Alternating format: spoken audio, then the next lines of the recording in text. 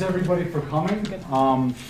I think this is kind of the first of its kind, at least in the DC area that I'm aware of. So it's really awesome to see how much interest and support there is for smoking bans in condos and maybe even some HOAs, but primarily condos. So I know we've got a Nats game tonight. I've already been warned by a few folks that they're going to leave early. So we'll try to move it quickly so you guys can get as much good information as you need. As I mentioned earlier, we are going to be sending out the recordings, electronic documents for everybody afterwards. So if you got to leave to catch the game, totally understand. No worries. So I'd like to introduce first our panel here. We've got Greg, Bob, Greg, Shannon, and Gus. Everybody here except for Shannon was a part of the leadership team who banned smoking in an Arlington condo. And they have a ton of information, a ton of knowledge, so it can be done. So I know a lot of you here have talked about it, are in the process of doing it, or have tried to do it. And so these guys are taking their evenings to help you guys understand what the right process is. And then Shannon here is from the Tobacco Control Board. Program, yeah, correct. Of Northern Virginia, and so she's going to share some information at a higher level just about smoking in Northern Virginia, some helpful statistics, and some really useful resources that they have as well. So thank you to everybody here on the panel for joining us tonight. So I wasn't able to get to figure out how to put the slides on the television, so if everybody can follow along with the agenda in the printouts here, but for the most part it's going to be discussion based, but there is some helpful reference points in the slides. So we're going to start with a little introduction, primarily by Shannon, and then we're going to move into a panel discussion. After that, Greg is going to explain a lot of the things that went on at Hyde Park, which is a condo here in the Ballston neighborhood. It's a large building, over 300 people, so a lot of challenges there with large buildings like that. And Greg is an attorney, so he put his legal background to the test, certainly, and was able to push that through. And he's actually helped quite a few folks start that process in their buildings, and I know he was instrumental in helping Gus very much so. And his folks get it done. And so he's been a huge help for the community. And then after that, we're going to have a question and answer session. You know, a lot of people are going to have questions about smokeless tobacco, enforcement, things like that. What's going on in your own community? So we'll take some time for that as well. So hopefully we'll be able to get out of here in 90 minutes. I think that's I know that'll be through the start of the Nats game, but I think that'll be enough time for us to get some good info. And then contact information can be provided afterwards. So want to get started with why we're here, why I'm putting this on. So I think most of you are here because you probably saw me write about smoking bans on the RLAH column, the SQLI column. So I've been doing that for 4 years, and this is probably the most popular topic I've ever written about.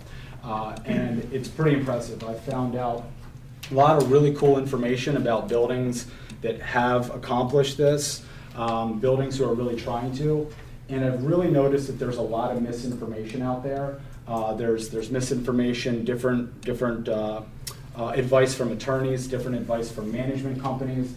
So I think that was one of the big reasons for me that to do this evening and get this conversation started, so that there was kind of a central point for everybody to have some of these discussions and see that it is possible in different ways. And every building is going to be unique. I think that's one of the key takeaways here, is that there are certain processes that everybody on this panel followed with their buildings that work and that they're going to recommend. But everybody has to craft language that works for their folks and their owners to get the votes, right? Because at the end of the day, you've got to be able to get the votes. You've got to be willing to work with your ownership to get something through. So we've got, as far as I know, we've got 4 buildings in Arlington that have banned smoking in some way. There may be more, but I think the gentlemen sitting up here represent the 4 buildings that have accomplished it in existing buildings.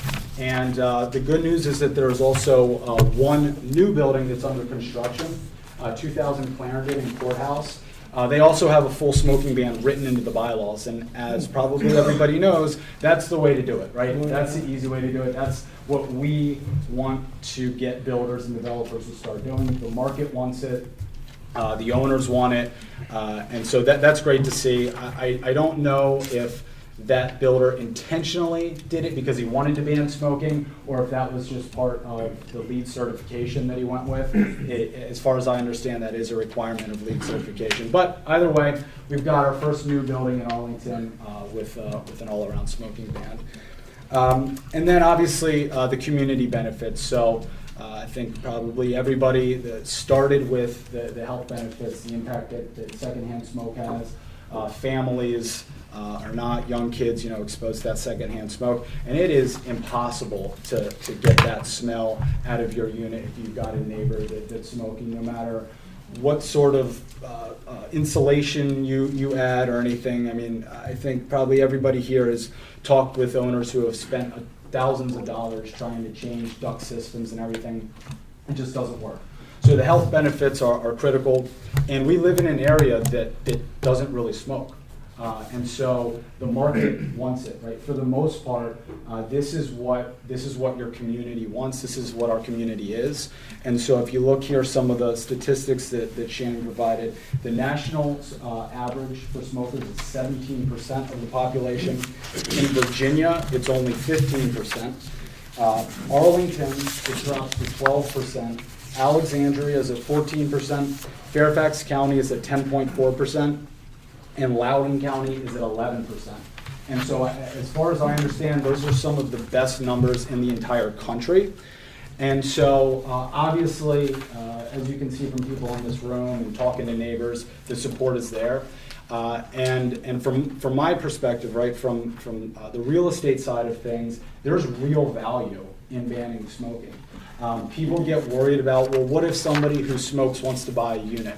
Well, you don't really need to worry about that one person when there's 10 other people who value a non-smoking building more than that. Those are the people that are at the end of the day more likely going to be buying your unit. And I think particularly for young families or people with asthma, which make up a far greater population than those who smoke in Arlington, they're going to be willing to pay a premium for those units to be in a smoke-free building if you market that. And I think that's something that you can also point to is that it's good for resale. It's also not great if you have a unit sell that has the smell of smoke all over it, right? That unit is going to sell for a tremendous discount. And then when that ends up in all the records and data points, that's just going to discount everybody else's unit, because nobody, when they're looking at photos online, right, when an appraiser is coming in and doing their analysis, they don't know that unit smelled like smoke, right? So they're going to see a unit that's sold for a steep discount, and they're going to assume that that's what a 1-bedroom or a 2-bedroom of that size goes for. So I think there's also tremendous real value to the value of your units in banning smoking. So, quick question, yeah. Do you have any data to back that up? Or unfortunately not. I wish I did. It's common sense, I think, yeah. But yeah, unfortunately, there's just not, the use cases for it are just in the last few years. I think, Bob and his community at Lyon Point is, as far as I understand it, the first building in Arlington to ban smoking, and I think that became official in 2017. Yeah, August 17th. So this is all very recent. 2017. So it's going to be tough to do that. And for those of you who have read my columns, I love data, and if there was an angle that I could find to show that, I would. But I think the data that you look at is the percentage of people who are smoking. And actually, Greg has something in his presentation where a member of his community actually ran some really cool numbers to back into that. And I think that'll also support some data there. So with that, I'm going to get out of the way and turn it over to the folks who are really important here this evening, and turn it over to Shannon. Sure. So hello, everyone. I'm Shannon Rains. as Eli said, I'm with the Tobacco Control Program with Virginia. Thank you, Eli. I feel like he did a lot of my job for me just then. Just all of these factors in combination really, hit the nail on the head for why it's so beneficial in so many ways to go tobacco-free or smoke-free as a housing unit. So I work with the Virginia Department of Health. We are a small but mighty team. So we have a couple of people in Richmond who do things like policy, media, and cessation services. And then we have 5 people spread out across the state. And our job is to really get to know our communities, understand their needs, and figure out how to provide them with those resources or that assistance. And I cover Arlington, Alexandria, Loudoun, Fairfax, and Prince William County. So I'm Northern Virginia. And I've grown up most of my life in Virginia, so I feel like I should know, but I consistently find myself surprised by how little laws and regulations there are surrounding tobacco. And, it's a tobacco state, but just when you compare us to the rest of the United States, Virginia, the American Lung Association does a grading scale, and Virginia has consistently gotten enough every year just for our tobacco laws and tobacco policies. And Eli was mentioning that this is kind of the first of its kind in the DC area, and I can confirm that it is also the first of its kind in Virginia. So I checked in with my team at the in Richmond, the Tobacco Control Program, and they said that they really never have had, people from multi-unit housing come together and try to go tobacco-free. And if they have, maybe they've done it at their own admission and maybe haven't always been super successful. So this is a really big deal for Virginia to have something like this because it hasn't happened before, which is crazy, but it is the state we're living in. So my position is to, because the law is limiting, focus on policy, so voluntary policies. We know that an environment where, smoking and tobacco use is prohibited by policy is going to help change social norms, behavior change. Those policies are super impactful. So there's a list of all of the places that I try to get to go tobacco free, but housing is under that, of course. Public housing is, now under law mandated to be tobacco free. But then when it comes to, privately owned multi-unit housing, that's up to you at your own admission. And then the rest of my role is going to be things like increase access and awareness to cessation services and then providing any technical assistance that people need. And then I was able to provide a little bit of data. So at the state level, we're limited with what we can collect. It's based on budget. So we have a new survey. It's called the Virginia Adult Tobacco Survey. And within that, we look at tobacco usage, prevalence, but we also ask about people's opinions about tobacco policy and laws within the state, whether they would approve or not approve. And so I included a couple of statistics specific to housing. So should smoking be prohibited inside of apartments, condominiums, and other multi-unit housing?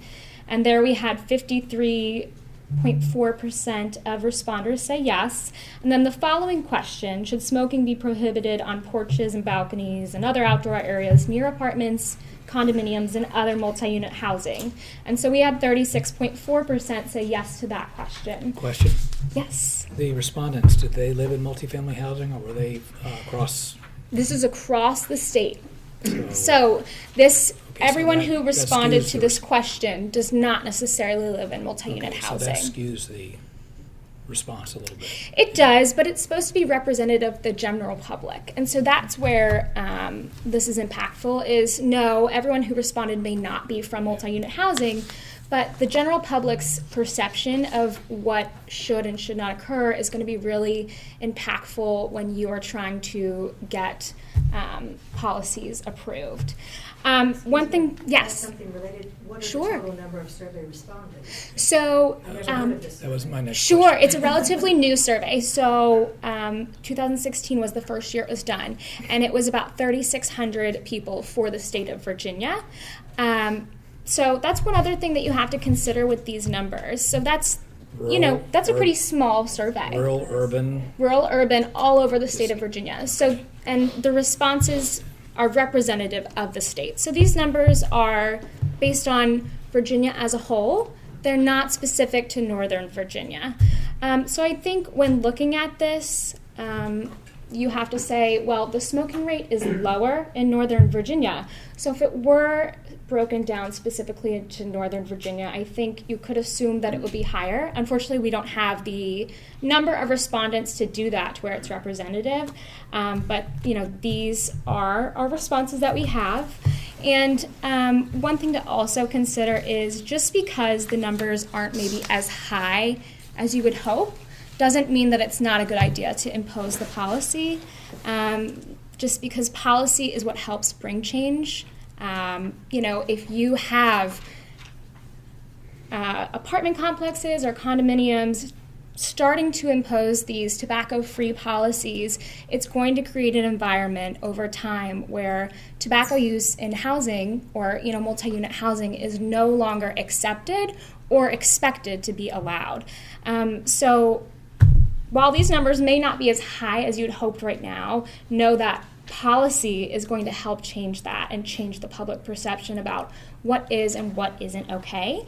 And one other thing that I highlighted on this is, we made a little infographic, but one other thing that people did say is, do you think electronic cigarettes should be prohibited where smoking isn't allowed? And almost 70% said yes. So I think, Eli touched on this, but when you're considering your policy, rather than just focusing in on traditional cigarettes, e-cigarettes, whether they already are a problem, but there is a good chance that they may become a problem. So I think not excluding certain items is super important to having a successful policy, rather than getting yourself in a bind where you exclude one product but not the other. And then how can I be of service to you? So I, along with the policy coordinator in Richmond, can definitely help anyone who is interested in pursuing this process along the way. So one thing that we can do for you is policy analysis. So say you have a rough sketch of your policy and you want to say, is it comprehensive enough? Am I including everything? Am I leaving something out that's possibly going to cause me a problem in the future or cause problems with enforcement?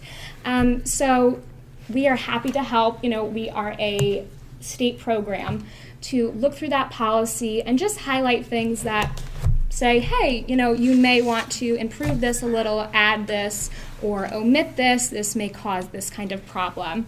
So we are happy to do that at the state level. And then also providing support along the way. So with policy, one thing that is super important is communication. Well, I guess 3 things that I want to highlight as super important are communication, implementation, and enforcement.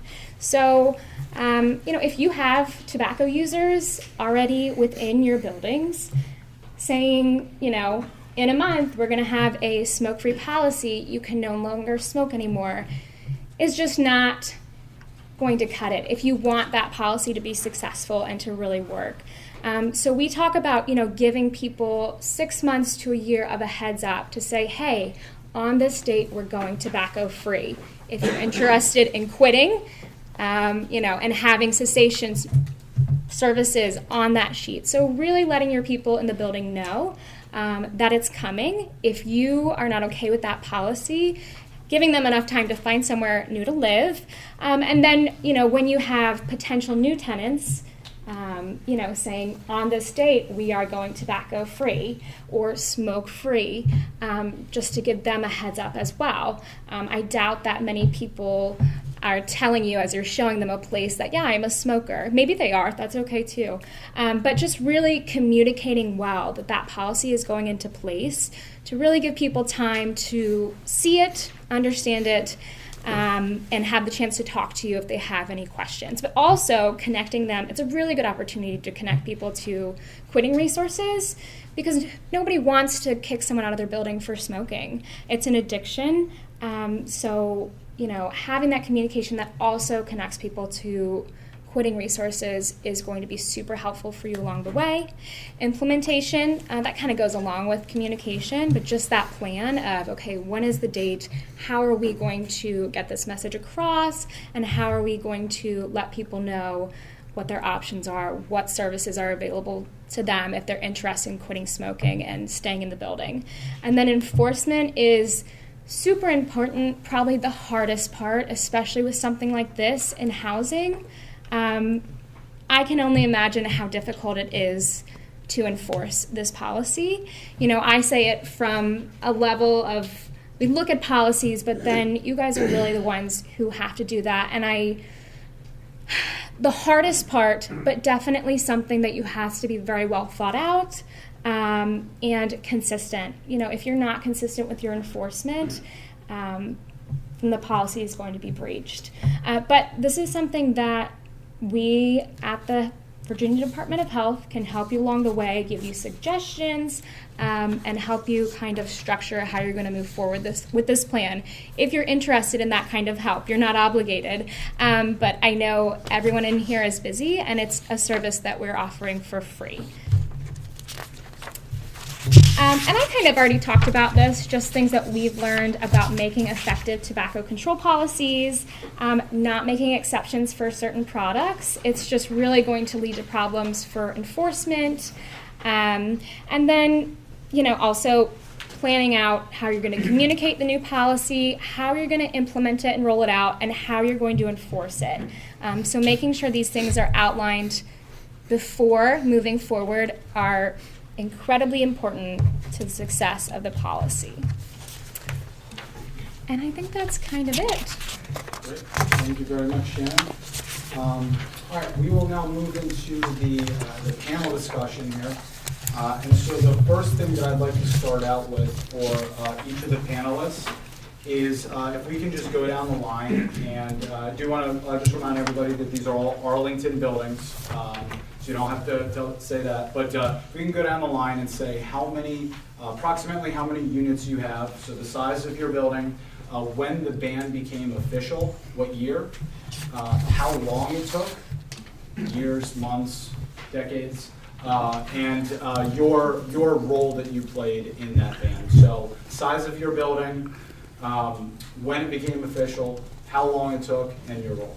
Okay. Hello everyone, I'm Greg Noble. I'm representing Wentworth Place, Quincy Park right across the street from there in Virginia Square. It's a small community, 78 units. Took us longer than anticipated and longer than necessary, to be honest. We started, it took about 2 years, all said and done. Ban just went into effect in June of 2019.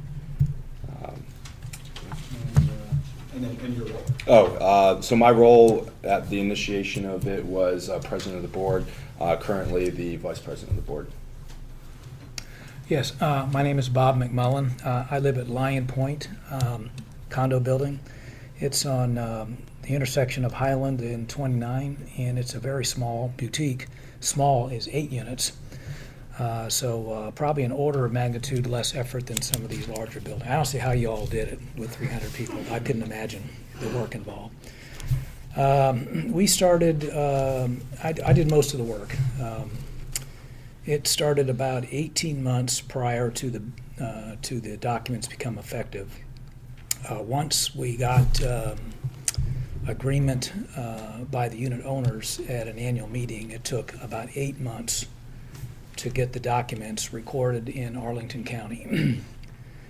My role was basically, I've been researching it for about 2 years because we had a problem with one unit owner in the building that created issues with others. He was pretty adamant about his smoking rights. And so when both he and another person on the board who was kind of not wanting to do much about it sold their units, it became an opportunity to jump on this policy. So I did about probably 300 hours worth of research over 18 months, and did pretty much all the work, all the writing, and pretty much led the effort, although I did have support of the other board members. One of the things we also decided to do, because of the unique construction and type of condo unit we had, we also decided to overhaul the entire bylaws. So not only did we implement a smoking restriction in the governing documents, we also amended the bylaws. Now, one point I want to make here is that we did more than just implement the bylaws. We implemented a change in the declaration. So we went as high as we could, with the Condo Act being at the top, then the declaration, then the bylaws and the rules. The recommendation from our attorney was start at the declaration and amend that, then go down to the bylaws, provide implementing language or whatever details, and then follow it up with the rules. So that's basically my role and the type of unit and so forth. And it was a challenge, even with just 8 units. Yeah, and again, the first in Arlington, so. Yeah, I guess, yeah. What year was that? They became effective August 17th in 2017. How many units did you say you had? 8. 8. Yeah. And actually, it was once the 2 smokers moved out, everybody else said, yeah. I mean, once we had a meeting, says, we're going to think about doing a policy change. Did anybody have any issues? Everybody said, yes, let's do it, 100%. There was one person that was concerned about, hey, is this going to affect the value of my unit? But, you know, we decided that the living conditions would more than overtake the issue with trying to sell the unit. And so that's essentially we had 100% support. But that still didn't mean that we didn't have to follow all the rules, get all the paperwork done, get all the mortgagees to agree the changes in the language and the documents and so forth, which took a lot of the time. The lawyer was helpful too. He helped craft some of the language based on, you know, what we wanted to do and so forth. One of the things about communication, I think you made a really good point. What we communicate by having a large sign posted in a main entranceway of our building that explains the policy. And this is the sign right here.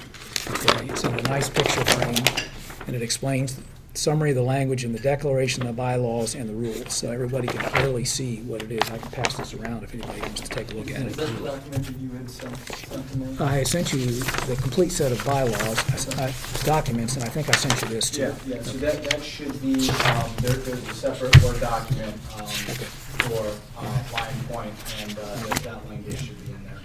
So we also have nice, high-quality stainless steel metal signs at every entrance and door explaining this is a smoke-free building.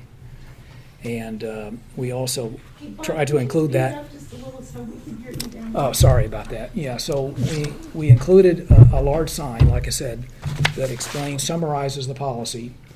And we also include signs at all the entrances that explain that this is a smoke-free building, okay, for tobacco and other devices. And we regularly, when we have our meetings, we query anybody to see if they've had any issues with smoking, which we have not. The incidental issues we generally have are usually visitors or maintenance people that don't really understand or read, and so we do make forceful corrections in that particular case. But other than that, we haven't had any problems at all since we've moved in. And we've had at least one turnover of 1 unit so far.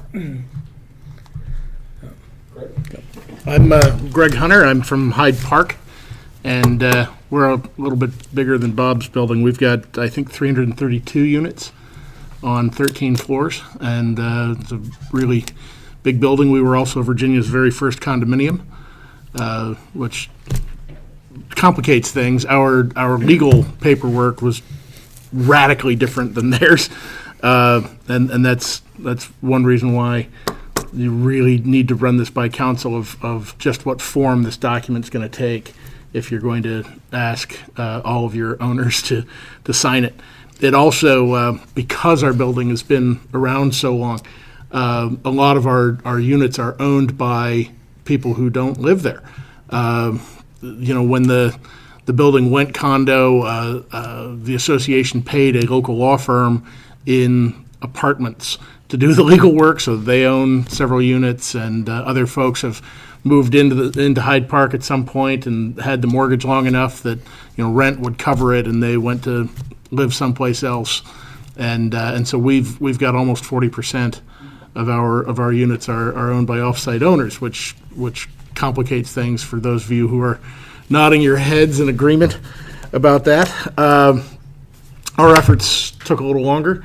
We were told by council and by really everybody else from CAI and other organizations that have tried smoking bans, that other lawyers, that this was impossible, that no one had ever done it, that it couldn't be done, that there would be legal challenges. We had an interesting thing in our building that one of my neighbors is a career lobbyist and PR guy for the Tobacco Institute. So you think your neighbors are bad. He's a really nice guy, but he literally spent his life fighting non-smoking, anti-smoking efforts, and he's better than me at it. But it took a while, and we beat him. We started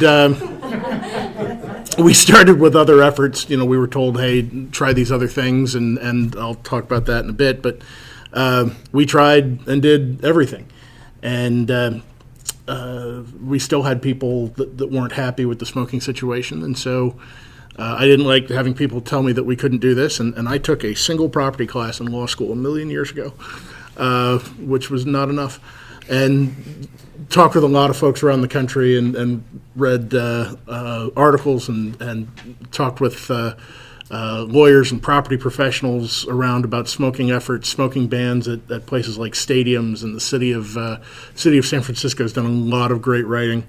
They have a similar kind of office to yours, and they talked a lot about first they banned smoking in places, and before vaping was a thing, and then vaping became a thing, and everyone's like, well, it's not smoking, and people who don't like smoke sure think it's smoking.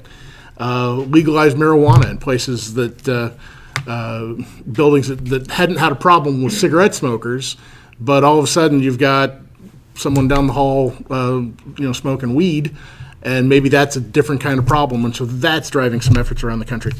But between starting in sometime late in 2013, talking about it, to actually getting our bylaw officially recorded by the court in the first week of January of 2018. So a little more than 4 years from start to finish. It's amazing. 4 years and 330 units, so I think that's probably not that crazy for a building of your size. It's doable. And one thing that I'll also mention is you guys have a lot of balconies, I think. Every unit's got a balcony. Every unit has a balcony, so I think from conversations that I've had, balconies make it even more difficult because somebody may feel strongly that they don't want to smoke in their unit and they're fine with that, but they may want to go and enjoy a cigar or something like that on their balcony. And those are some of the things that It's amazing the amount of infiltration you get from smoking on a balcony. Is smoking prohibited in your balconies? Absolutely. Yeah, we have smoking in the entirety of the property. Yeah, so I think most people don't realize the impact that smoking on a balcony has, and people can't open windows, and it actually ends up impacting more units when you're outside. Yeah. So kudos to accomplishing that. And Gus? Yes. Hi, my name's Gus. I am a member of the Carlyle House condominium. We are on Columbia Pike. 136 units, 10 floors. Built in 1973.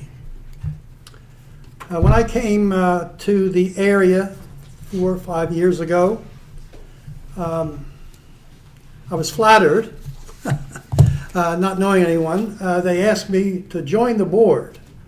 And I said, gosh, so hospitable. So I said, I'll run. So I ran. I was the only one running for the spot, and I was a shoo-in. So the outgoing president caught up with me in the garage and said, you made 2 mistakes.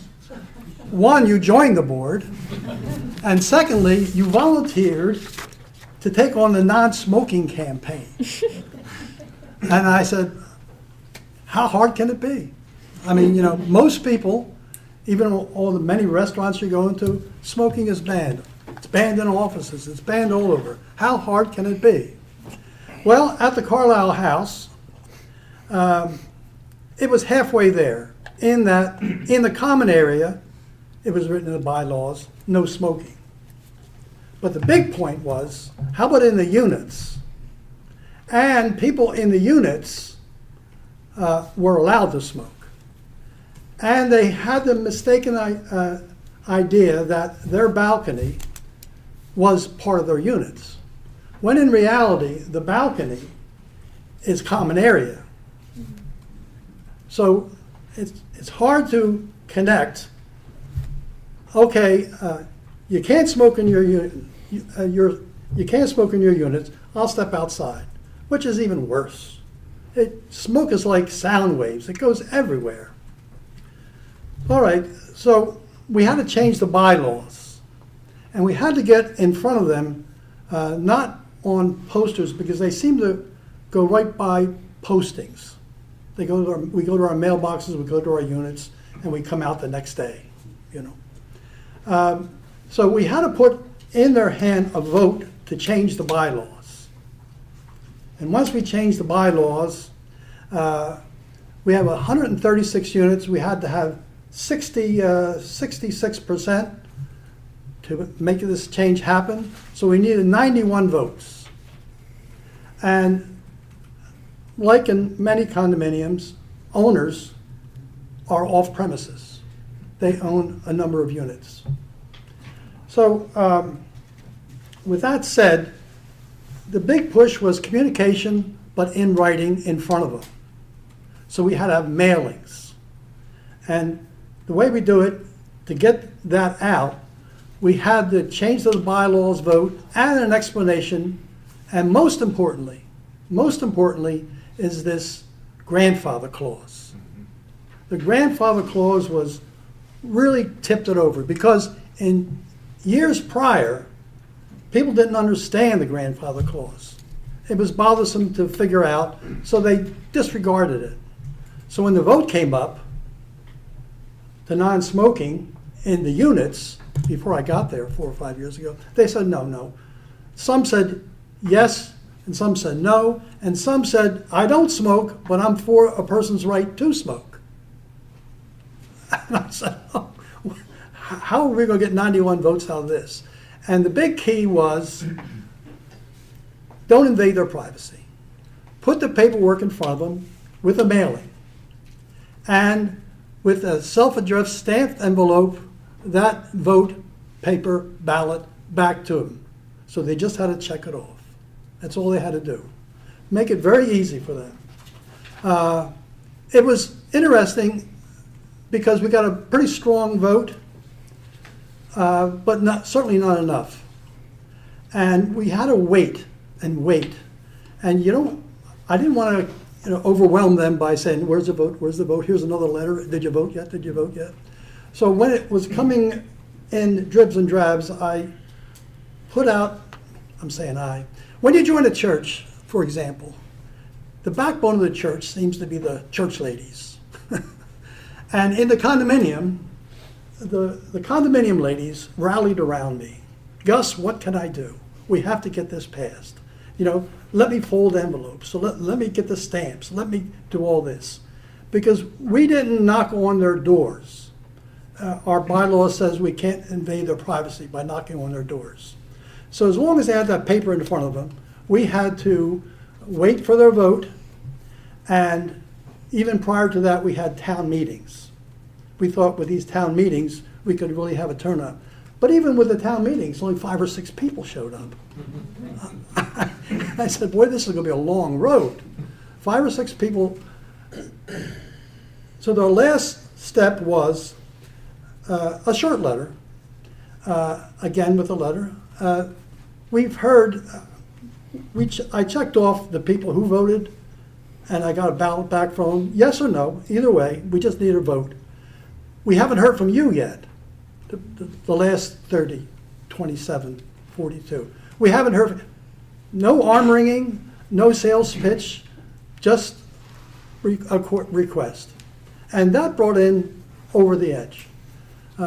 People were, they moved to Minnesota, they moved to California, Hawaii, and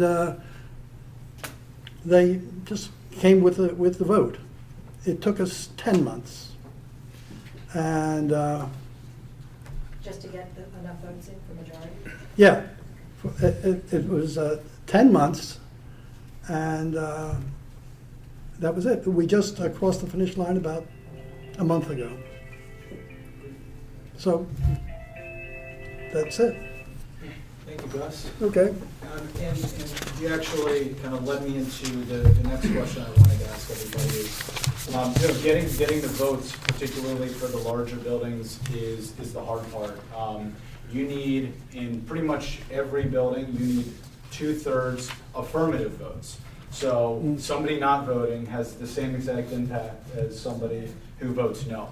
And so actually getting people's attention and getting in front of them is a real challenge. So I'd like to take a moment for everybody to share how they approach that and maybe any creative approaches or things that you did to get in front of people and to actually go out and get those votes. Sure. So we took a little bit different approach than Gus's approach. We went much more aggressive, just with the amount of time it was taking to obtain the votes. Our initial mailing with the consent form and a cover letter as to why we were taking this approach was sent out to all the owners. Response rate wasn't all that great with that initial strategy, so we followed up with email based off the emails that we had in our community email list.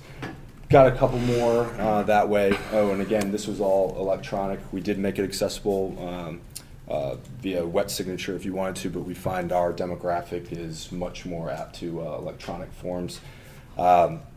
So the email was okay.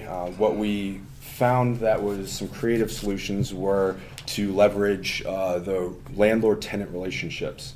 Based off of our initial survey, we had 65 respondents out of a 78-unit building, and 75% of them opted for banning smoking within the units, which was a lot larger than we had originally anticipated. A lot of those were actually tenants that responded, so we leveraged that relationship and encouraged those tenants to speak up and to ask their owners to opt in for this. They are the ones residing in the community. It's the investors' money on the line. If they want a valuable tenant, let them speak up and help us fight the battle.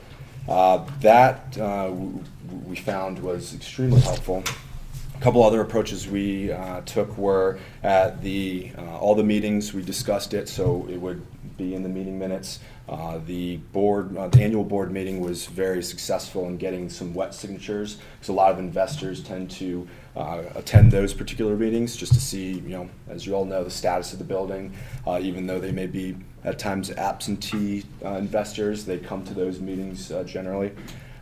We also set up a table in the lobby, 2 evenings in the 6 to 7 or 5 to 7 window where it was the rush hour for those individuals coming in, kind of putting it lightly, attacked them to get them to provide their consent. Now, of course, if an individual indicated, bluntly, I'm not interested, we obviously didn't pester them. We recorded it. We didn't want to be a nuisance to anyone. However, getting that response rate is extremely difficult and something that will be the most challenging part of this whole process. And then lastly, what we did is we did go door to door, and we knocked on doors, because our bylaws don't indicate we can't do that, luckily. So read your bylaws, see if you can go door to door. But those were the creative solutions that we used, and all in all, it took us, from initially sending that out, about 6 to 7 months to obtain 2/3 consent. Your communication. Yeah, we had an issue right from the get-go. We had, like I said, we had one unit owner that came into the building, and he knew he was going to be on the board, and he was very resistant to put any rules against smoking. Originally, just in the rules, we had no smoking banned in the general common areas. but not in the limited common areas. Limited common areas include the balconies in our building. So, but the problem really wasn't. He actually did not smoke in the unit for the most part. He smoked cigars and cigarettes in his balcony on the first floor. And unfortunately, that just infiltrates everywhere. And so we got a lot of complaints from the very beginning. And it took about 4 years for him to finally move out. And the other board member moved out about the same time. So the other 6 people, just from canvassing and discussing with them informally, were all non-smokers. So, like I said, we took the opportunity, once I became the president of the board, we moved fairly rapidly. Once the 2 unit owners moved in, we had 100% no smoking. So we didn't really have the kind of problems the larger units have with that in that respect. But like I say, we did take the opportunity to change numerous paragraphs in the bylaws to tailor the building. And so really the longest timeline we had as far as getting the approvals done was getting the mortgagees to agree to the language in both the declaration and the bylaws. And in actuality, we only had 3 responses out of 7. One was a unit owner paid cash, so he didn't have to deal with that. So according to the Condo Act, they have to respond to a change in the bylaws within 60 days. If they don't, then the document is what it is. So we got 3 responses back with no comment, and the other 4 didn't respond in the timeline. So that took, 2.5 to 3 months essentially to get through that timeline. So different set of problems, but nevertheless, when you have an opportunity to do something like this, you need to run with it, no question about it. Our building is unique, I think, to some others because our building has in the design an elevator that goes to the interior of every single unit. And so not only do you have the infiltration issues of normal type construction, like through the building, under the doors, around the windows, in the windows, but you also had it in the elevator shaft. And so that kind of made it a little worse in that respect. And so that brings up a point. The attorney, he said, when we talked to him, said, hey, there's not very little precedent for doing this. So you want to try to be in as strong a position as possible with your language, okay, which is why he recommended we should change the declaration. The bylaws, he didn't think were good enough. He said, you really need to change the declaration because that's between the Condo Act and the other governing documents. So we had all our language put in the declaration for that particular reason. And so one of the things I think you're going to have problems with, he also said you can't assign away a unit owner's rights. Even if you have a smoking ban in the building, it is problematic whether a court would agree if they challenge that you could take those rights away. I mean, there's just no case law in Virginia about it. But once the unit turns over, okay, then it's pretty strong, okay, because the new unit that comes in has to agree to the language, has the language up front, and they've agreed to it. So then it becomes a lot stronger. So in our building, I think for the most part, we're about as strong a language as we can get because everybody's agreed to the language and all the new unit owners come in, have recognized and understand the language, the no smoking language, and all the other rules. So anyway. And Greg, you guys... It brings me physical pain to listen to him say that the lawyer told him that. Your paperwork's different, but we've got 332 units, and every single unit owner, when they bought their condominium,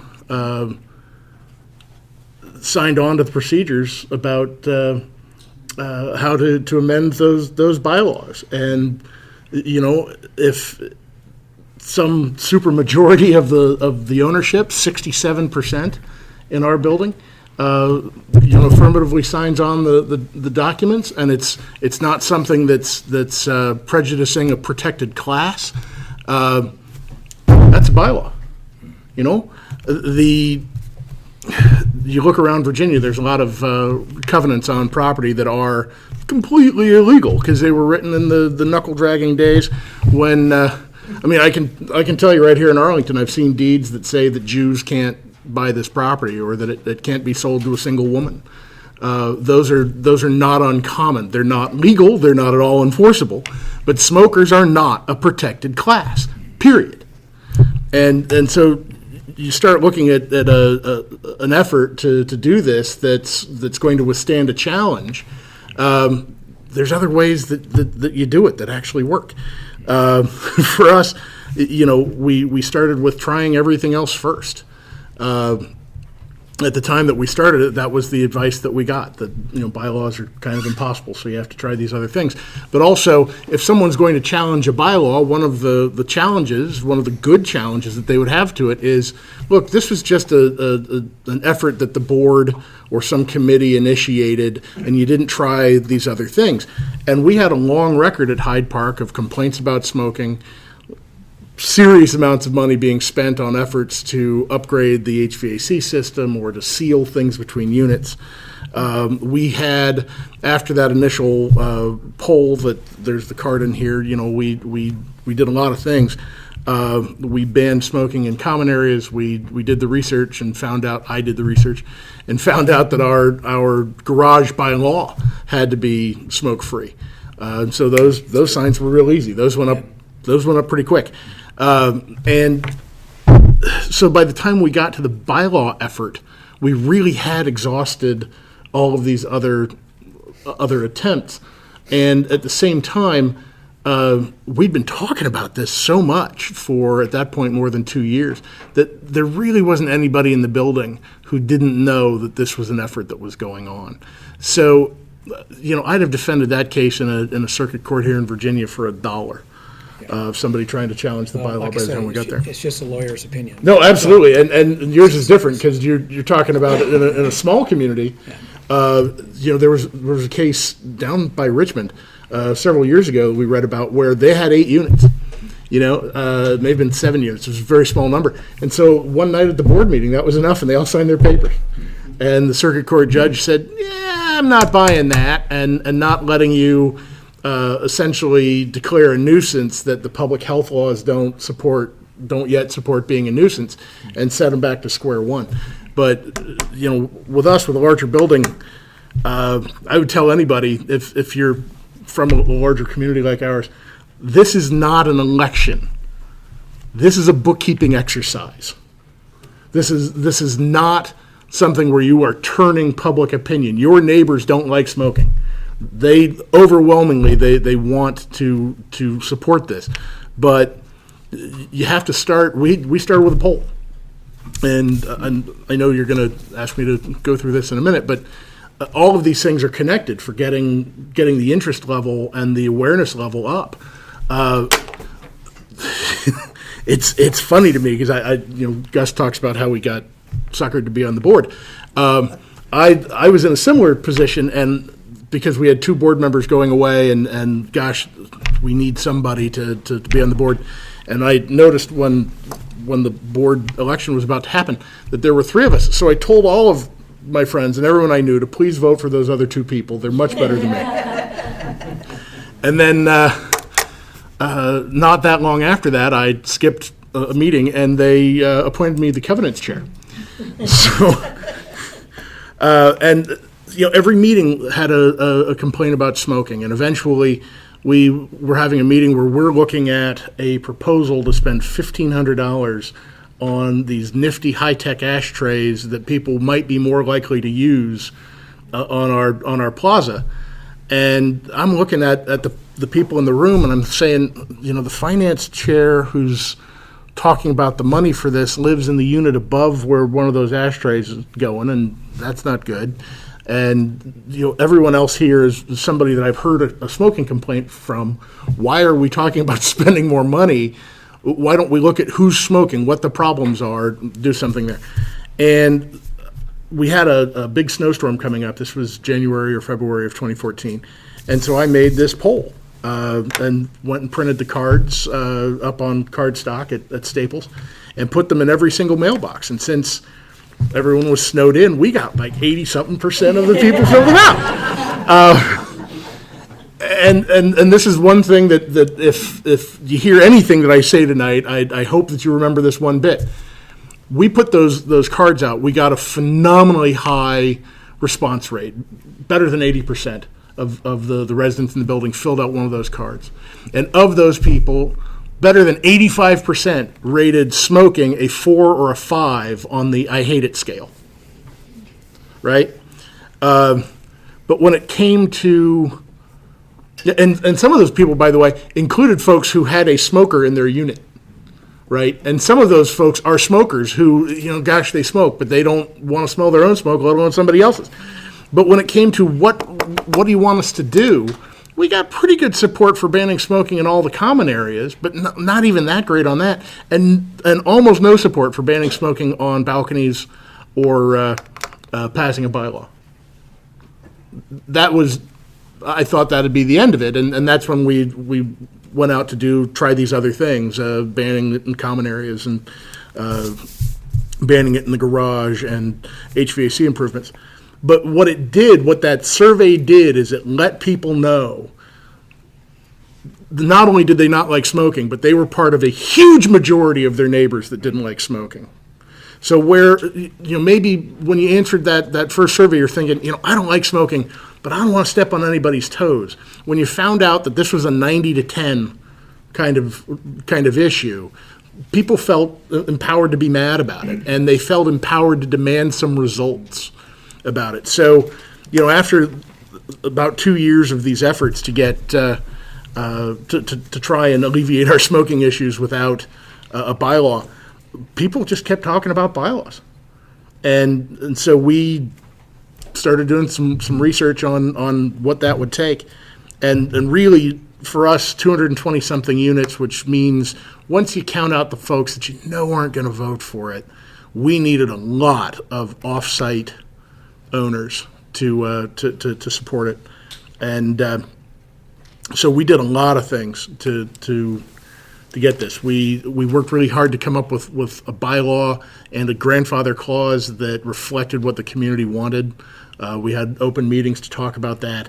We learned a lot at these meetings of what people's individual stories with smoking were.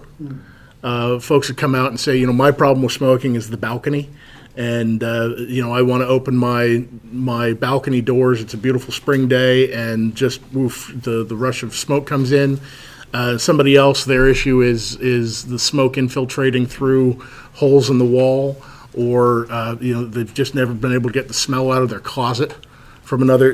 And once folks heard that, one person noticed that of all the smoking complaints, they tended to be very few of them out at the ends of the building, because that's where the air gets pulled from.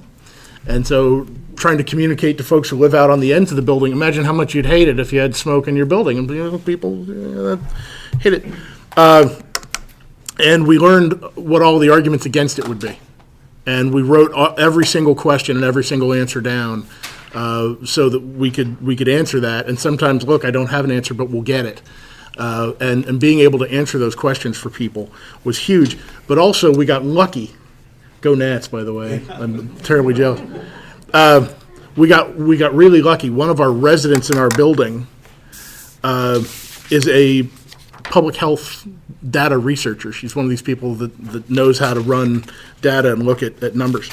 And she pulled the data from Arlington County about how many rental units there are in the county, and found that at the time, this was a little bit more than 2 years ago, there were about 32,000 apartment units in Arlington. And if you took out the ones that were in buildings that were run by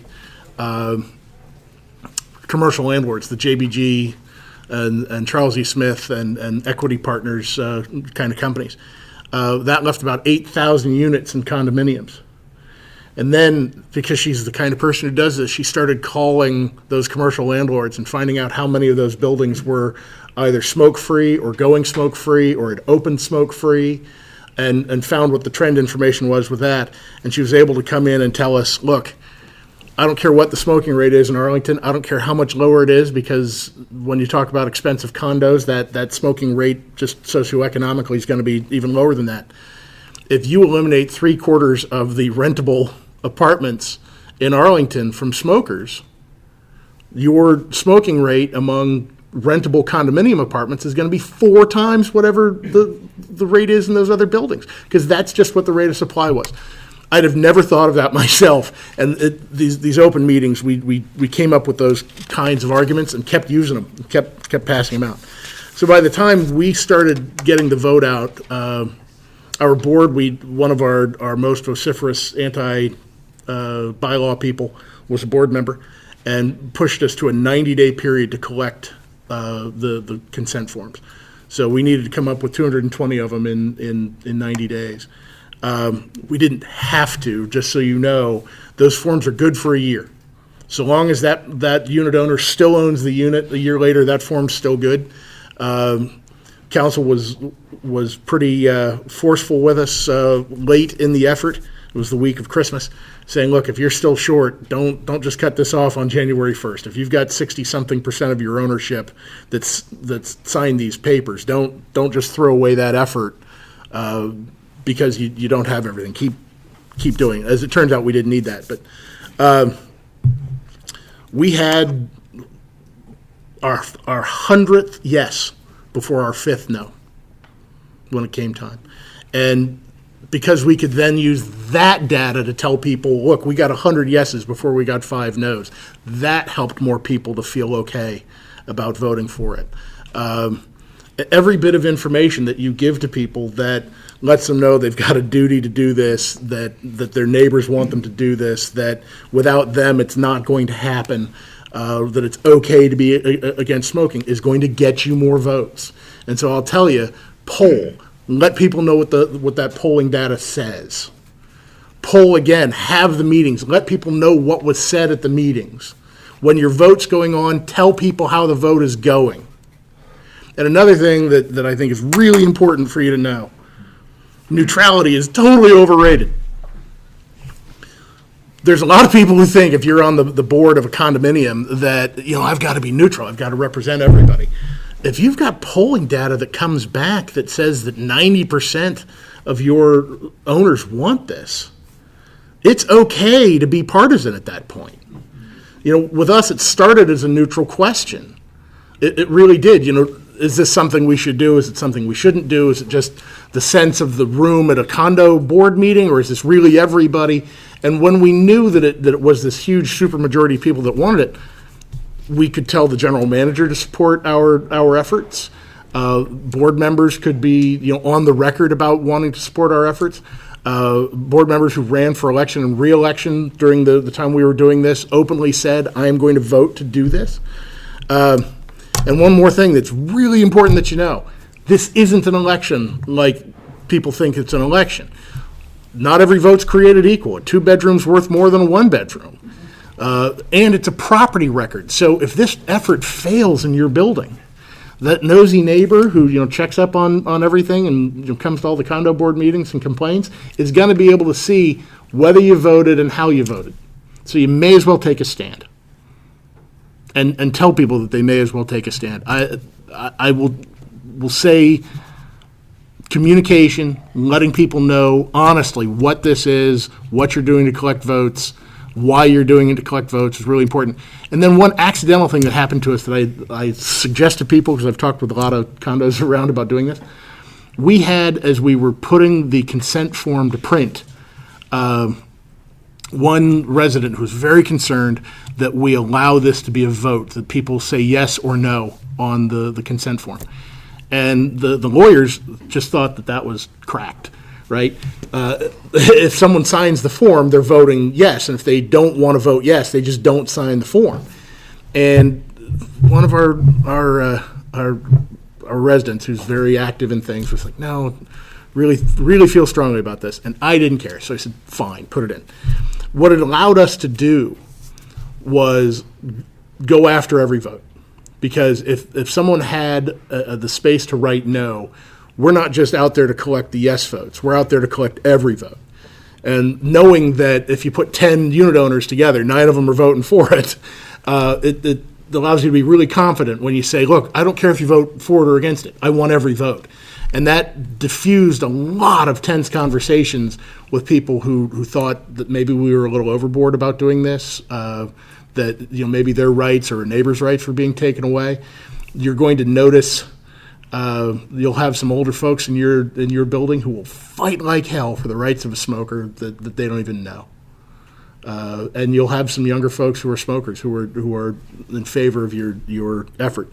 But by being able to tell people that, no, we want every vote, we really do want to know what every vote says, it helped us to keep that level of contention down. So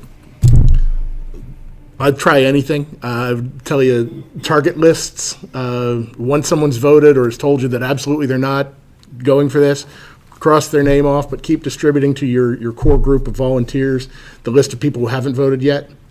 Even in an older community like ours where a lot of off-site owners live, when you look at that list of who the off-site owners are and you circulate that to your more active supporters in the building, you'd be shocked at how many of those folks used to live in the building, or in my case, I never knew them from the building, but I know them as attorneys in the community, or I knew them from some other connection. One guy we were looking for a long time, I was riding down the street on Glebe Road, and I see his name on a real estate sign. And I called him in traffic, and he was just like, no, I hadn't heard about it, and he signed the form right away. You need every single vote. You're going to lose some votes to the audit. Your council's going to look at some of the ballots, and you're going to have issues like there's 3 owners, and you only got 2 signatures.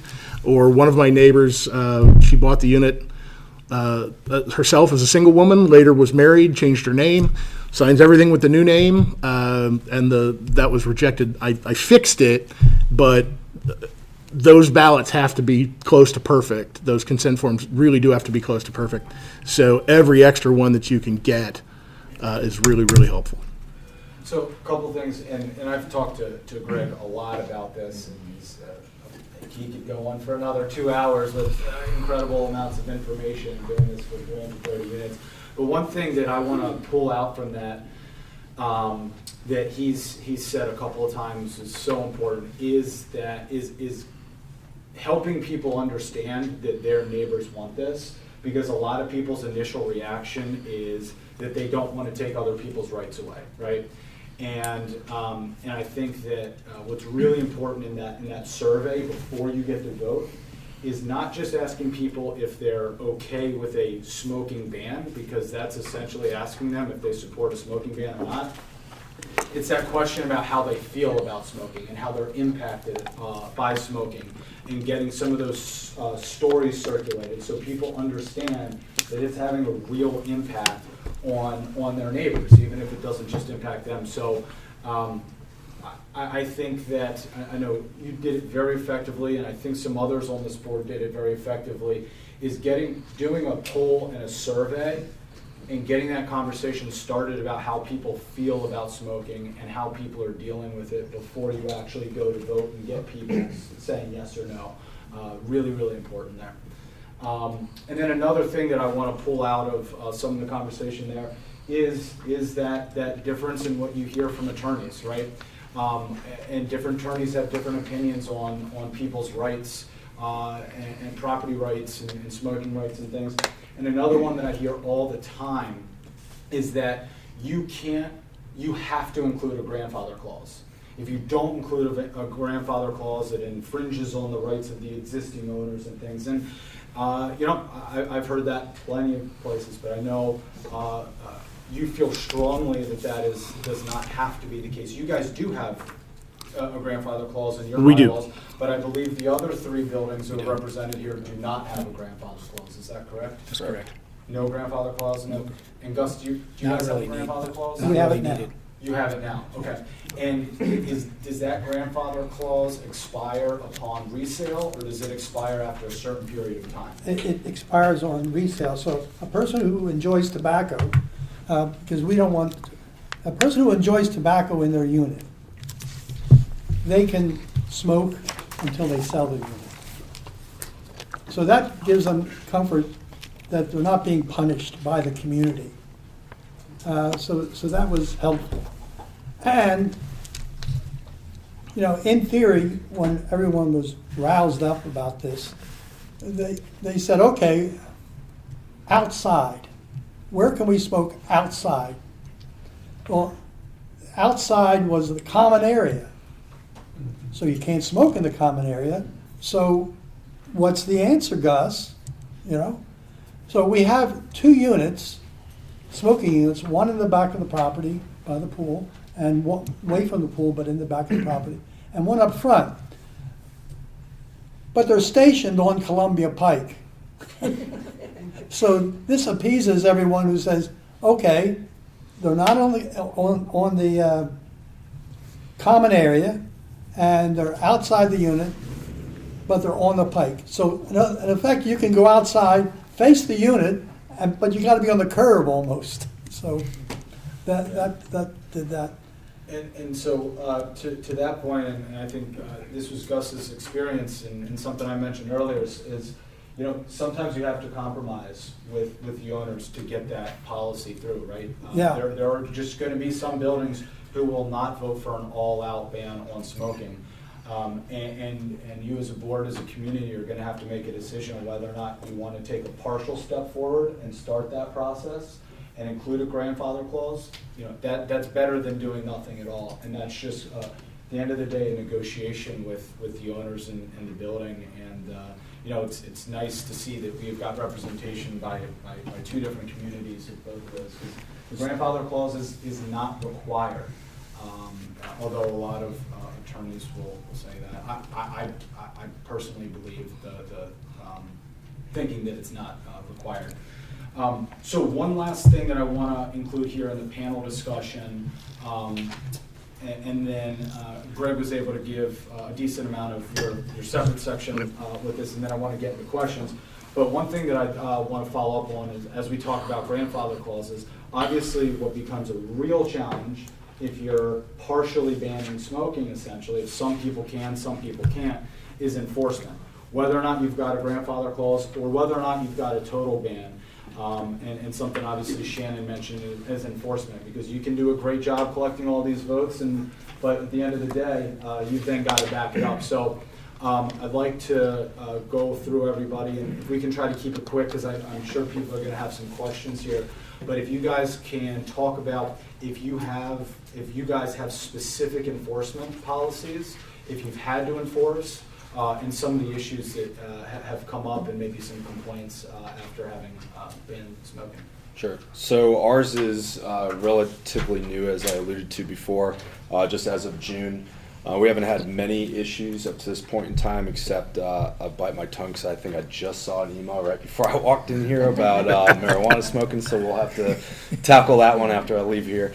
But as far as enforcement's concerned, we do have a bit of a challenge because due to the size of the community, we do not have a concierge, nor do we have on-site management.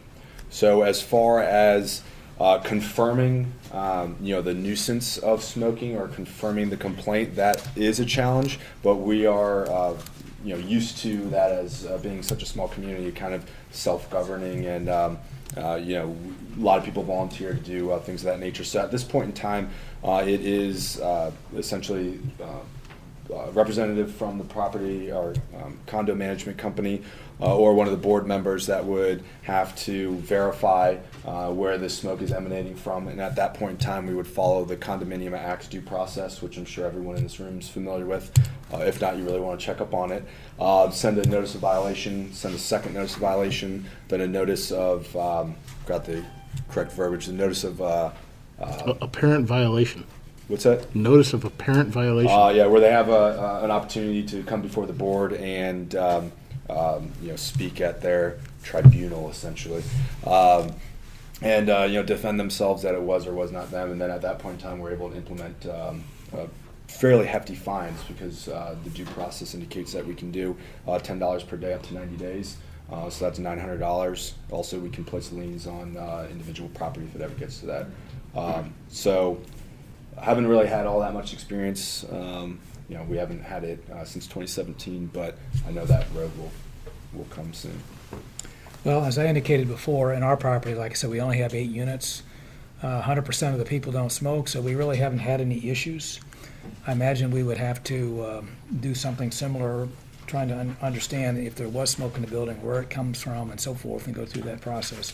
Most of the problems we've had is with people that have come into the area locally, temporarily, like for moving or for maintenance or something like that. And in that particular case, if we see somebody, we just inform them to read the sign, and they're not supposed to smoke within 25 feet of the property, which is where the property boundary is. We do have a Rule 100, which is the fine area. For smoking, it's $50 an occurrence if it ever gets to that. One other thing I want to point out, once you've put those bylaws or get them recorded in the county, you actually have, according to the Condo Act, I think that's what it is. If you read, there's an article in there that says once the bylaws have been changed, they can't be challenged. The language can't be challenged after 1 year. So your ban really doesn't take effect until that 1 year is expired after you record it, in case anybody wants to challenge the language. It's probably artificial, an ideal situation, but there is language in there. Once you got a year under your belt, then it's, your language is good to go. Enforcement? We've had 4 issues in a year and a half. One of them was real simple to deal with. It was our bylaw is very clear that the grandfather clause only extends to units that specifically reserve the right to smoke. I figure if I have to go and get 220 forms with wet signatures, the Act didn't allow us to get electronic forms when we started. If I had to get 220 forms with all the unit owners signing them, I wasn't making it easy on anybody. You've got to do this in writing and get it to us within 90 days, or you don't have that grandfathered right. So we know the units that have tried to reserve the right, but it only extended to current owners. If it's sold to a new owner, that grandfather right goes away. If it's leased to a new tenant, that grandfathered right goes away. So we had a unit that was very obviously had new tenants, and they thought that smoking a little bit of weed now and again was okay, and they would go out on their balcony and just reenact a Cheech and Chong movie, and they're grad students from George Mason. And they swore to their landlord, who was one of our biggest supporters, that no, we don't smoke at all in the unit. And there were enough folks who had been able to take pictures of them on the balcony. We evicted them; they were gone, within a month. Another one that, knowing that 90% of your neighbors have voted in favor of this, he knew that he wasn't going to be having this argument with anybody else. And when his lease was up, he left. We have one unit owner who is, again, he was kind of a prick about it for years. He figured he could smoke in his unit, and that was his right to smoke in his unit.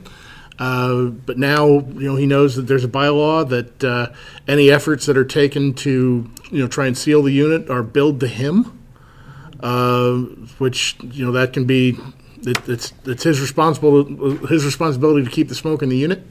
And it's made him very polite with his neighbors about, gosh, I'm sorry, I'm trying to quit doing other things. So that's actually been a much better situation. But again, the information, knowing that 90% of your neighbors are against you, tends to make people, if not more polite, more understanding about the situation. And Gus, have you guys had enforcement issues?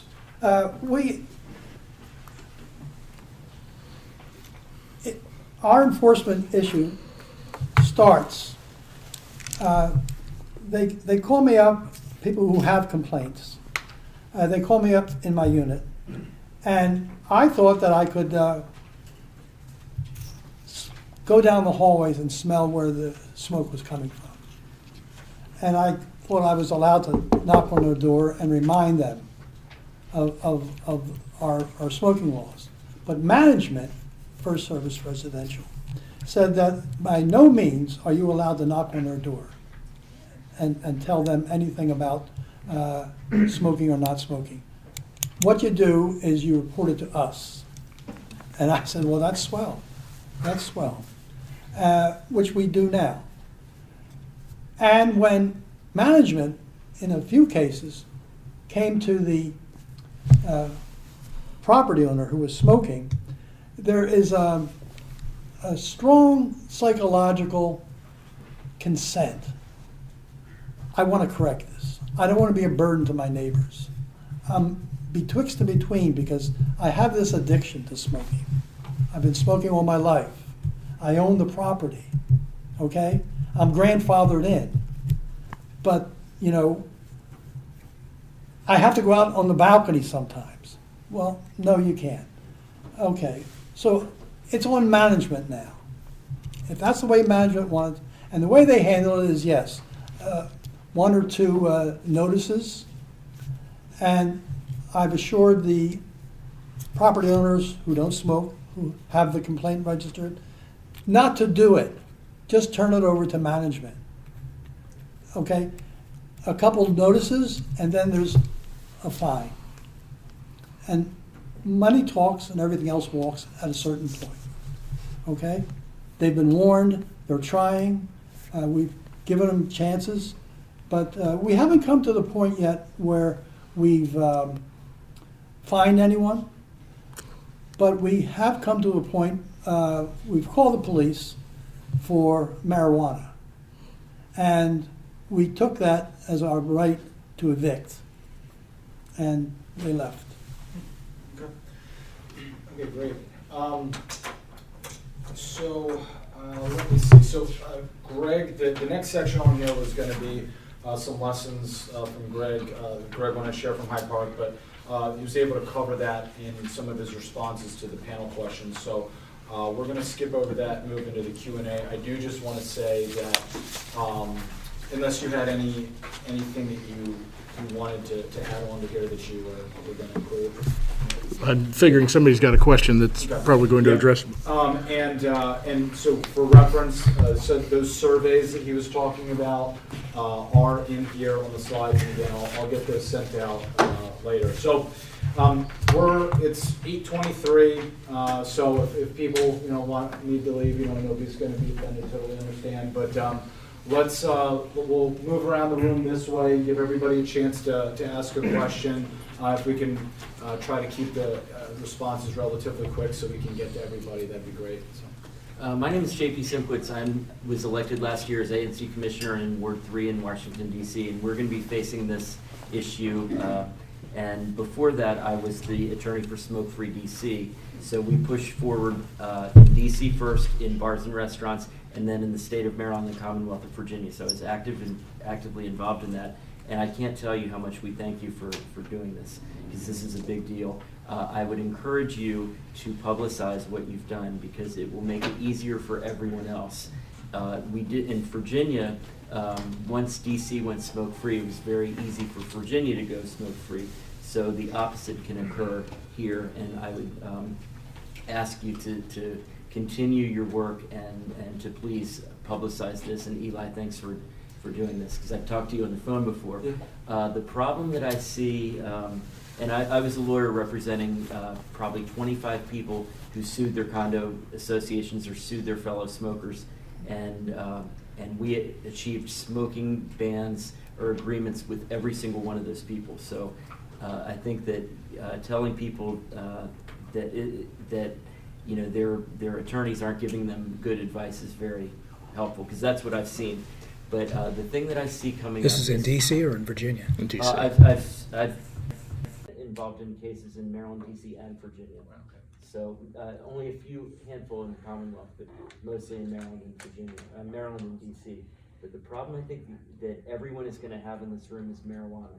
And this is what we don't know what is going to happen, and specifically one issue, and that is people claiming ADA status with the use of marijuana. Do you have any suggestions for that? Because people say, I need marijuana to overcome my disability, and I've, as a lawyer, I don't know the answer, and I'm hoping somebody else has an answer for that. We have it banned, for what it's worth. But the question is, what if somebody comes forward with, I need to smoke marijuana to accommodate my disability? Is there an answer? I'm going to suggest that he look into oatmeal cookies. Okay.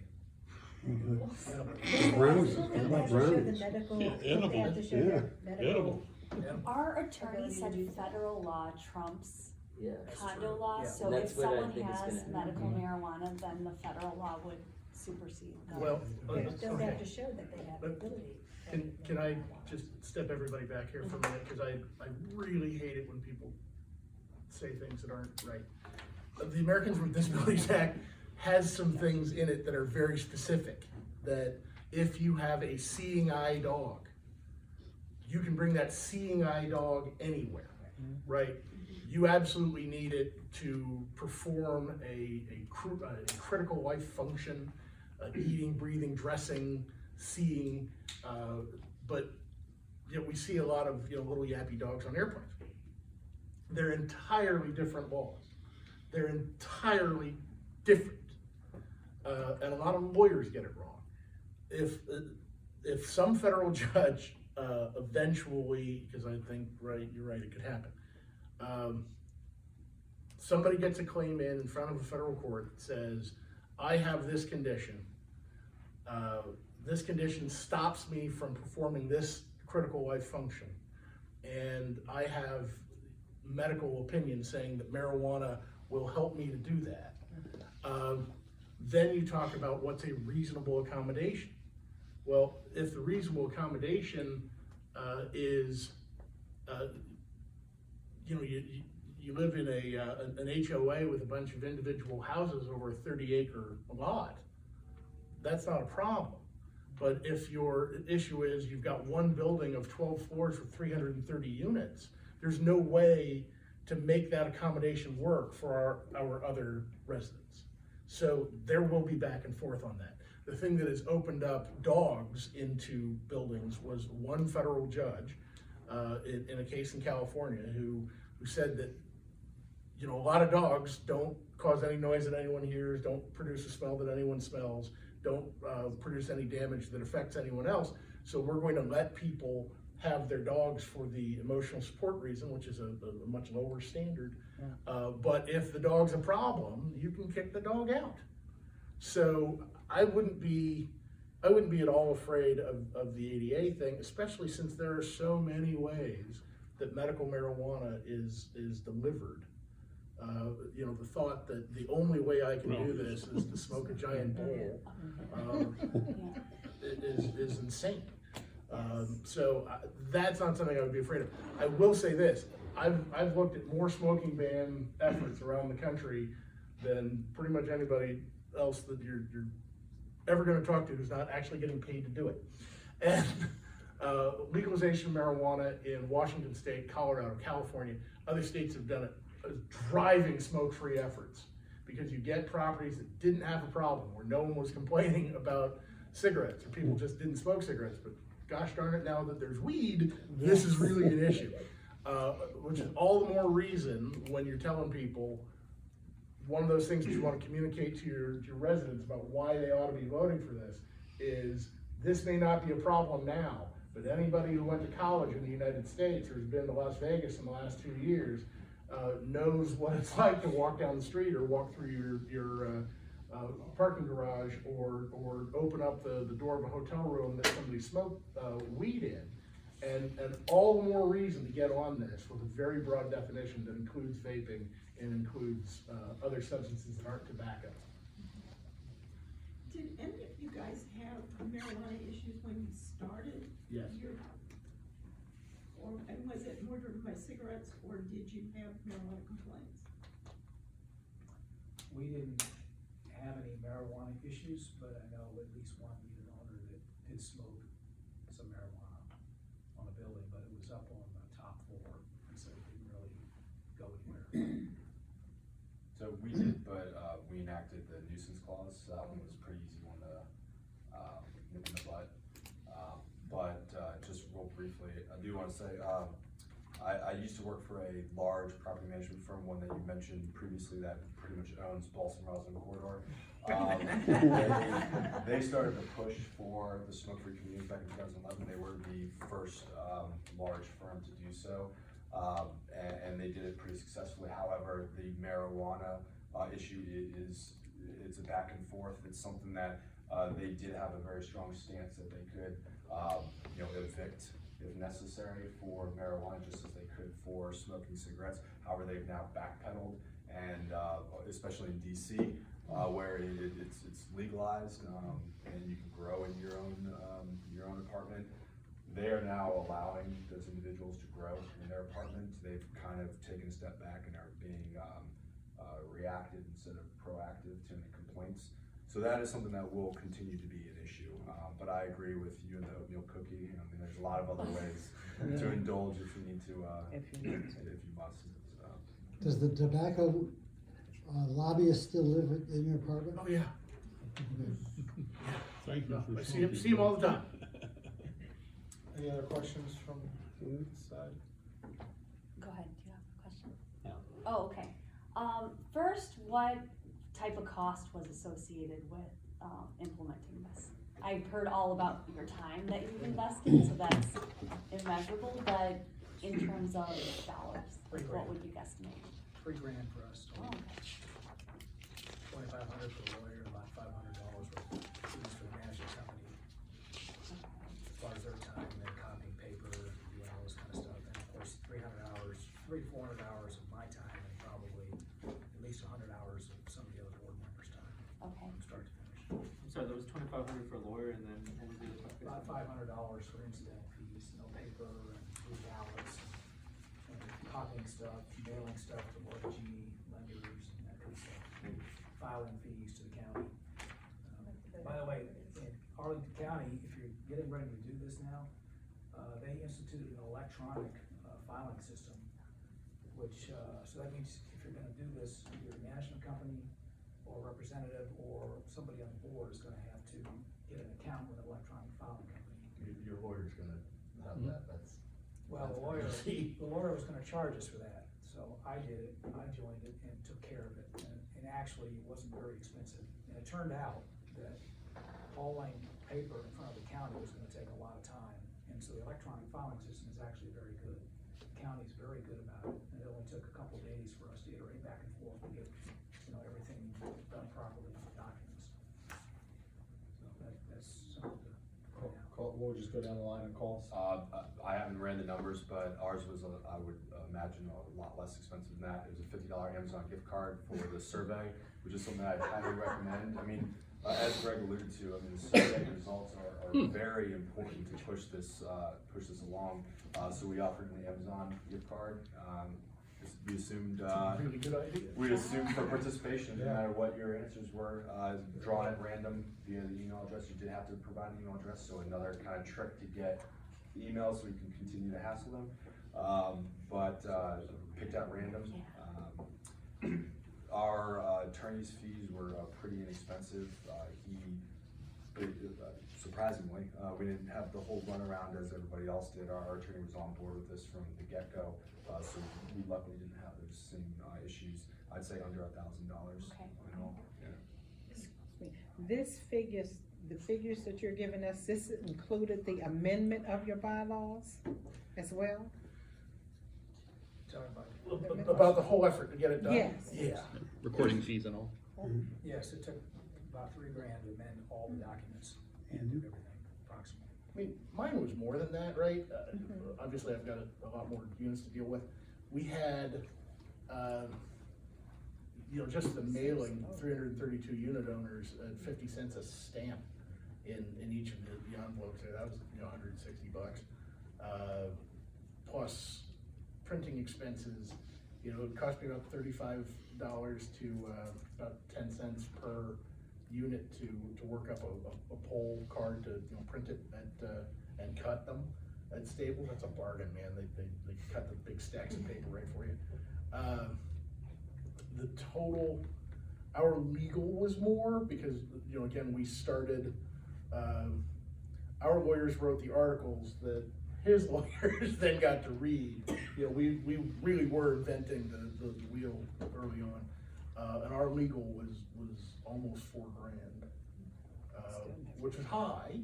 One of the things that I laugh about, I've helped a lot of condominiums in Arlington, elsewhere in Northern Virginia, and 2 in DC to do this. And I spend all this time telling them stuff, and then they dutifully go to their association council, who go, oh, let me check that out. And so their council makes more money at this, far more money at this than I do. You're gonna spend some money. There's just no way around that. So it's like $5 to $7 grand is kind of where you're landing roughly for Hyde Park? Yeah, and I would tell you, you'll be less than that because your lawyers are gonna be able to look and see that other people have done it before. Okay. There's an audit that's gonna be done on all of your consent forms, and that's, you know, a couple of hours of the lawyer's time. But yeah, $5,000 to $7,000. I think you'll come in under that now, but that's what you gotta be asking for. Well, here's the thing, if somebody sues the condo board for failing to enforce a nuisance clause, your attorney's fees to defend a case are gonna be Far higher, exponentially higher. So it's easier to go through that way. I probably sued 5 or 10 condo associations, and if I spent 20 hours on the case, they spent 20 hours on the case and figure out that in legal time, so. Not including deductibles. Yeah, exactly. Gus, do you know your cost? Four. Four grand? Okay. I got a bargain. You got some good help. We like you, Ray. Yeah. Any other questions on this? Could I ask one more? I'm a little confused about, I guess this is directed to the Gregs. You were able to do it electronically, and you guys had to get the hard signature. While we were in the middle of this, the law changed in Virginia, allowing the electronic signature. Okay, so now we could do electronic. Now you can. I will tell you, there's some great things about that, Okay. because you're sending the things out already having checked the names against the property record, right, Okay. that we need these back. There's some things about it that aren't maybe a lot of fun. If you've got a large community like ours, I would tell you, asking for the wet signatures and putting those things out in the mail, giving people something, you know, actually tangible, because we have a lot of other materials that went out with that, is really helpful to get some notice, and then use the electronic signature later, when you're getting towards the end of saying, you know, look, I know you've heard about this, maybe you've lost it, maybe you just forgot about it, but I'd like to make this as easy as I can right now and give you that electronic. So we use wet signatures also because we weren't sure at the time, but in changing our bylaws, we changed our bylaws as one of the other changes to make electronic delivery. Yeah, that became legal late in 2017. So. Wonderful. Thank you all so much. Yes. Three of you mentioned finding those who were found guilty of breaking the ban, which I'm kind of amazed by, because when the Virginia legislature weakened a lot of condo enforcement laws in recent history, because I was on our board for my first term, we had to get rid of a lot of our existing fines for things. So how were you able to do that? I didn't understand the question. So, she's asking about covenants, remedies, and how can you assess a fine when the Condominium Act took away a lot of the power of the condominium association? It's a really good question. Well, we lost all kinds of things, even for vandalism, unless it became to a level legally. Yeah. The amount of the charge, we lost all kinds of things that help as incentives for people to behave themselves. Well, you know, we have things like, you have an inherent power to bill unit owners for damage and work that has to be done because they did something. That is still there. So if you started smoking next door to me and we bring the building engineer in to spend some time spraying foam into all the cracks and doing all that bill goes to you. So you thought it took prevention Yeah, efforts. that's to block one that's smoke. there. You still have the $10 a day, you know, not to exceed, I think not to exceed $500 now. It's 90 days, so 900. And $50 per single occurrence is what they lowered it to. We had $50.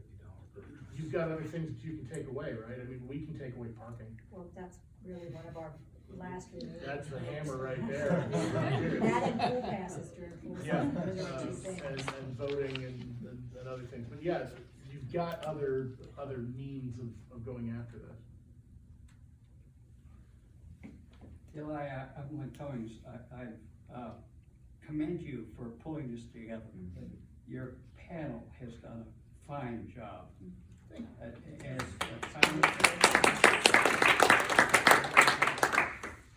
a founder of CAI and president, I've been involved in several hundred associations changing their documents, which is fundamentally what's involved there. And from that perspective, I would give you an acronym CGCP. Communication is key. Each of you discovered and articulated the importance of that. Your governing documents, your declarations and your bylaws, you have to follow them and maybe change them in order to accommodate it. Then keep communicating, and finally have patience.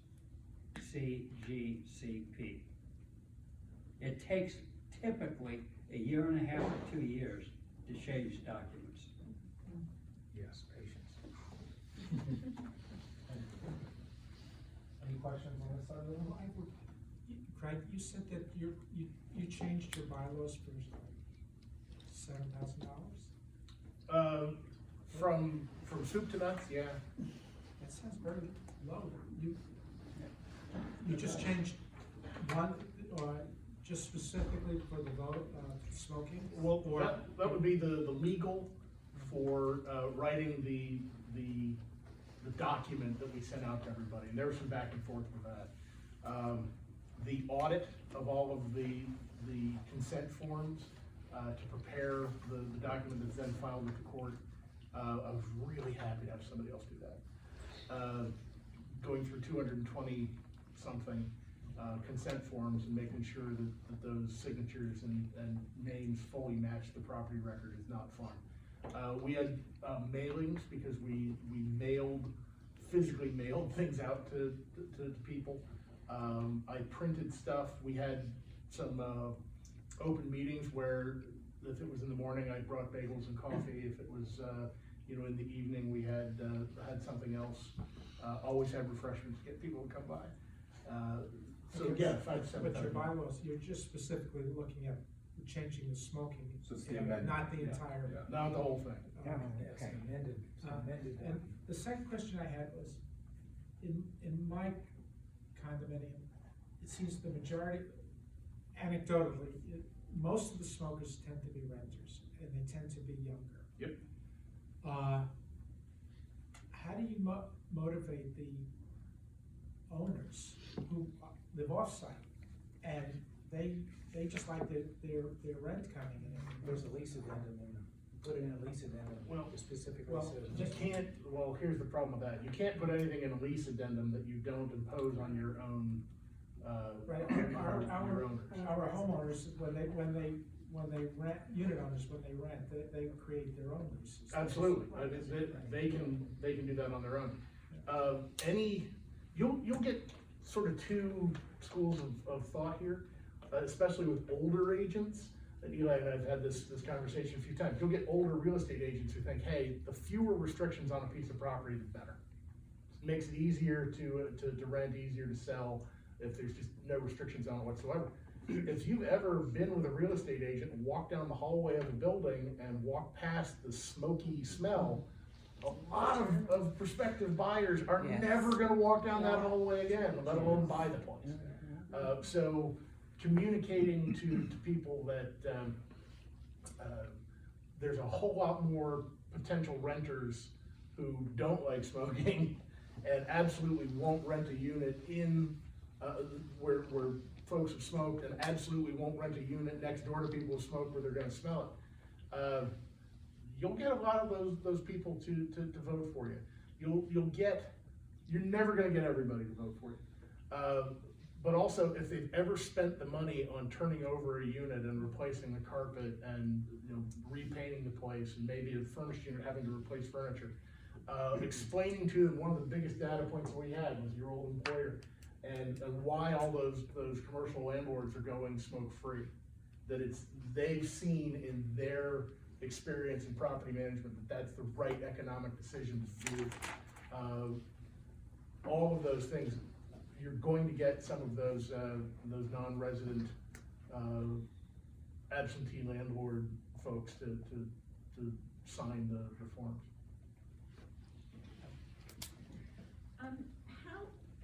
Gus had his condo ladies, but, how did you guys use volunteers? I mean, did you have to go out and round them up, or did people come out of the woodwork to help? They came out of the woodwork, quite frankly.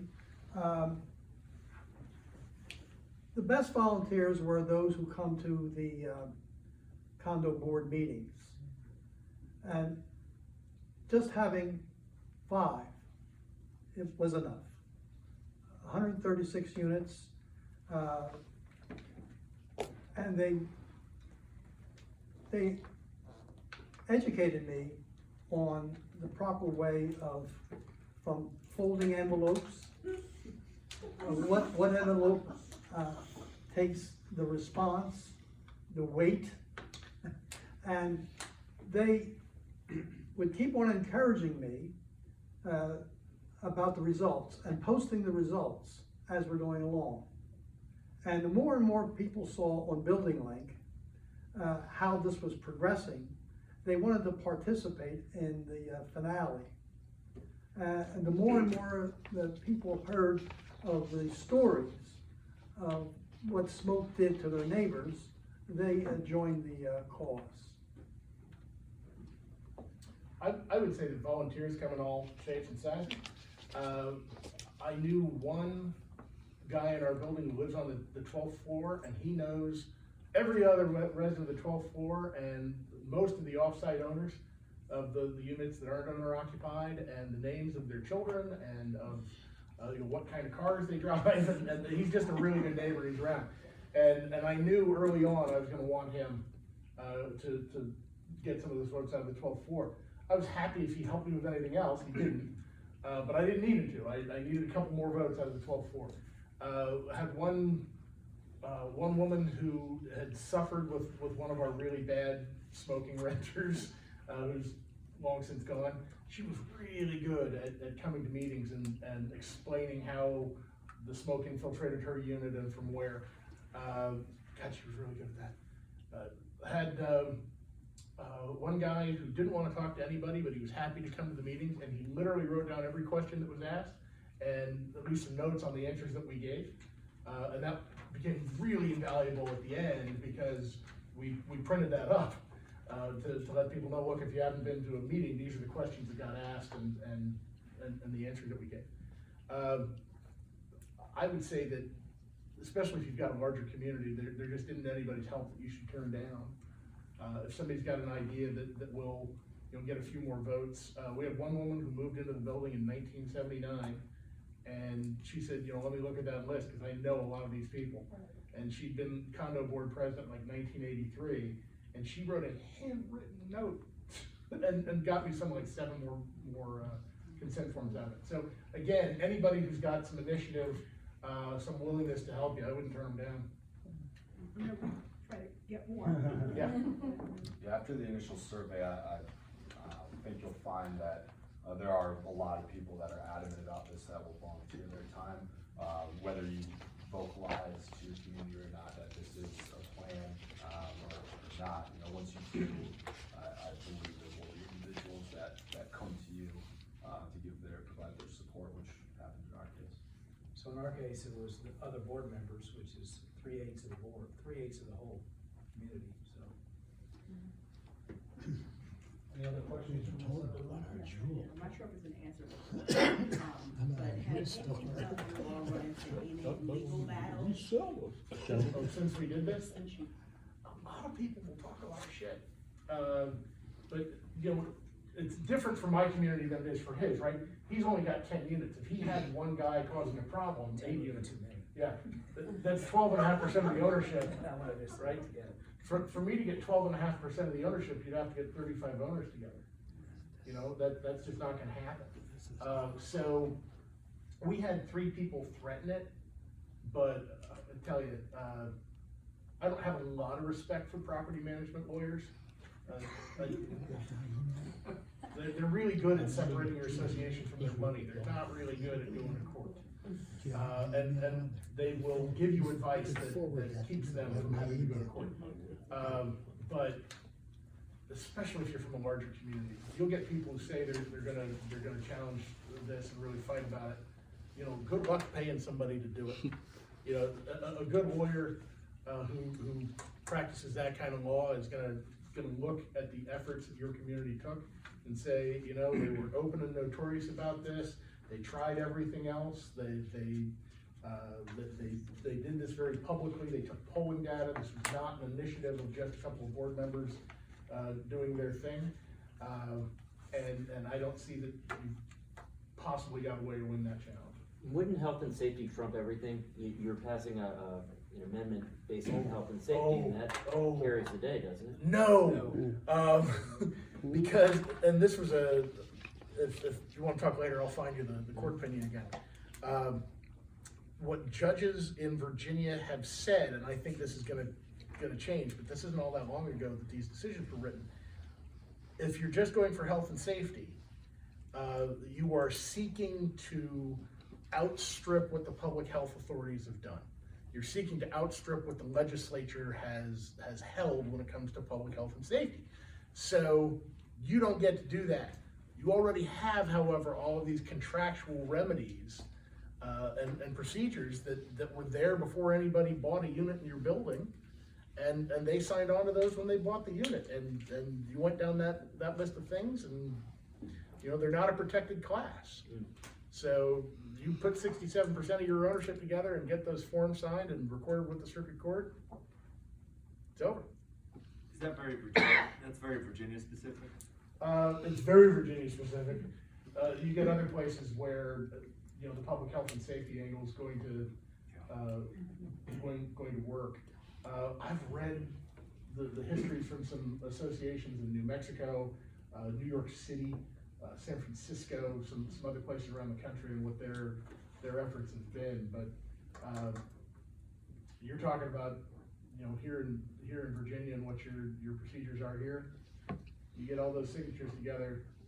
It's really impossible for anybody to say that they didn't get their due process when you went through the entire process. Any legal issues? We had a couple of threats, some individuals that believed that it was their God-given right to smoke in their unit. However, directing them politely to a lot of well-documented information indicating that is fallacy, made them go away.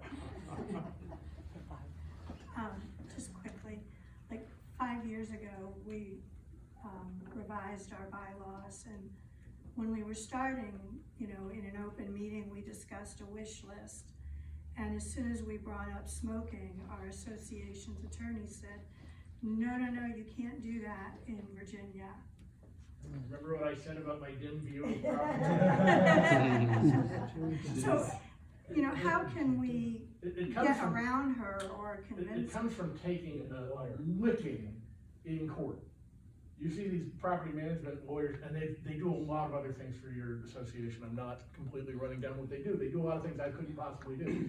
But watch them go into small claims court and try and collect $540 in unpaid condo fees from somebody, and watch how poorly they do that. It's bloody obvious to me why they give such terrible advice about, oh my gosh, you're gonna be challenged. It doesn't take much to look up, you know, what we did at Hyde Park. We're not the only community around here that's done it. Go do it. Okay.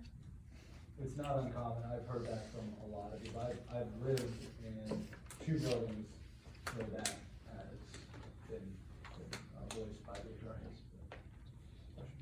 Enforcement, you're talking about, it sounds like a lot of people are talking about someone being in their unit. It's pretty easy to identify if there's smoke that's coming from this unit. You might be able to walk by some evening and smell it, but what about people that smoke in stairwells? Or what about the people that, have you experienced any problem with people being pushed out of their space into more public space where they can get away with it? I'm on the 2nd floor, and people do, you know, hang out by the exit, which we're over, and smoke. And, you know, there's no cameras, it's gonna be pretty much impossible to identify. Cameras are cheap. Yeah, not really. Not really. I mean, Not really. We've had people suggest security cameras all over our property, but that's not even. The issue for us, we had 3 places on the property where smokers who didn't want to smoke in their own units or on their own balconies would go. And, you know, communicating to them that that's someone's apartment right there. You're not smoking in your own apartment because you don't want to deal with it. It's going right in there. That was, you know, pretty effective.